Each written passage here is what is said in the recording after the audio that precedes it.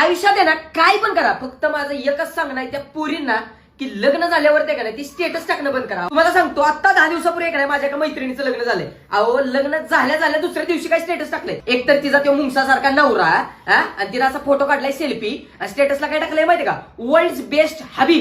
अगं बाकीच्यांच्या काही ऐकांची क्रय येतोय. आणि त्याच्यानंतर तुम्हाला सांगतो गाणं काय लावलंय, सुख कळले कळले सुख कळले. मला तर सांगतो त्या गाण्याचा एवढा वैताग आला का नाही, ती गाणं फक्त पिक्चर मध्ये चांगलं वाटलं. त्याच्यानंतर एवढा बाजार उठवला का नाही ती लग्न झालेल्या बायकांनी, नुसतं का नाही सुख कळले सुख कळले. अहो मला एक सांगा, इथं नवीन घरात गेल्यावरती 2 दिवस संडास कुठे ती कळत नाही आणि हिला दुसऱ्या दिवशी सुख कळतंय.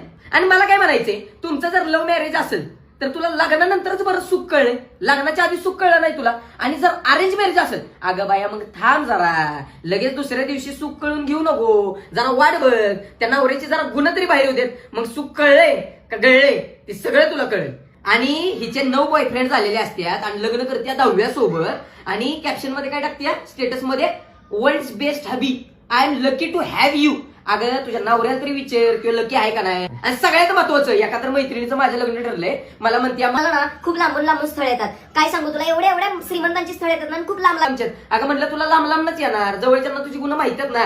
त्यामुळे तुम्हाला सांगतोय, लग्न करा पण गाव कालवा करू नका आणि ती गाणं तर अजिबात लावू नका. सुख कळलंय सुख कळलंय.